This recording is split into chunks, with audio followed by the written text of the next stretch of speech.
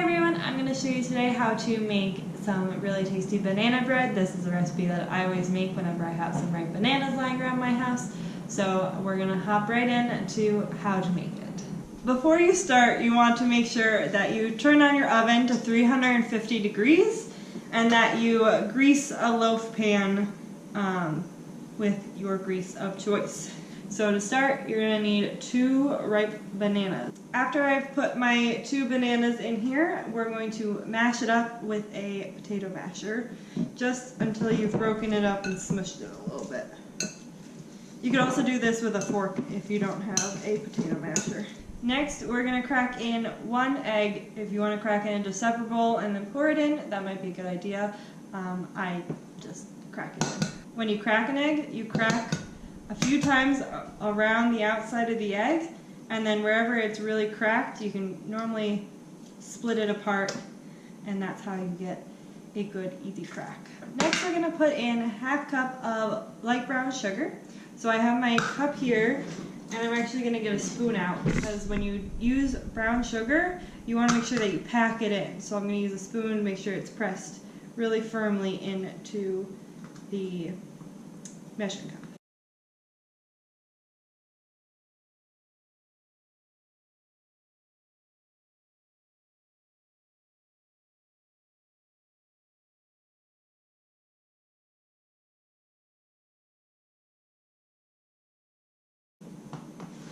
Okay, here you can see how I packed it in so that it's still nice and flat on the top, but it's more dense than if I had just poured it in. And then I put it in there. Next, we're going to do a 1/4 cup of granulated sugar. So with this one, you just scoop it in. And then I have this nice little scoop, but you can also do this with a finger. And you basically want to even it out till it's flat, and then pour it in. Then you put in a 1/2 cup of butter, which is equal to 1 stick. And I've had this setting out at room temperature for a few hours now, so it's nice and soft. Next, we're going to put in 1 teaspoon of vanilla extract. So this, you just get a teaspoon. Make sure you hold it over the bowl, and then pour it in till it is flat across the top. Next, I am going to put in a 1/4 cup of milk. You could also put Greek yogurt in if you'd like to make it a little thicker and richer. I'm going to use oat milk, but you can use any kind of milk. And how you do that is I have my measuring cup here. I'm going to see where the 1/4 cup line is, lay it flat on the counter, and bring my eye down to eye level so I can see it with the counter, and I'm going to pour it in. And I think I'm pretty good. If you need to, you can stand up while you pour and then squat down. You just want to make sure that it's on a flat surface and it's not sloshing around, so that you can see where it actually is. And I got it pretty close to the line, so I'm going to leave it. I don't need to pour back any or add more. Now I'm going to mix those ingredients together. You can also mix this with an electric mixer, either a hand or a stand one.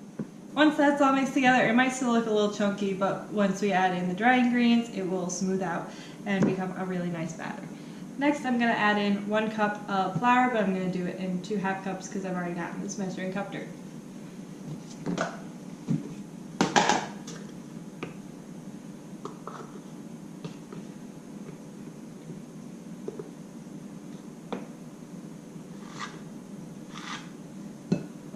And then just a little pinch of salt.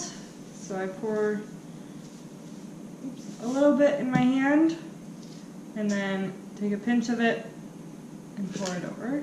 And then 1 teaspoon baking soda. Here I scoop it up, and then I use the box to level it off. And I pour it in, and I'll mix it all together. Make sure you go slowly at first, because you don't want to accidentally make all the flour fly out if you stir too quickly. Okay, now I've got all my ingredients mixed together. Optional things that you can add at this point is either 1 cup of chocolate chips or nuts, whatever you like in your banana bread. I don't have any, unfortunately, so I'm just going to pour it into the pan. You also could put this in a muffin tin if you prefer individual servings. I'm now going to put this in the oven and cook it for 50 minutes. And then when it is cooked for 50 minutes, I'll put it out and let it rest for 15 minutes before I try and remove it from the loaf pan.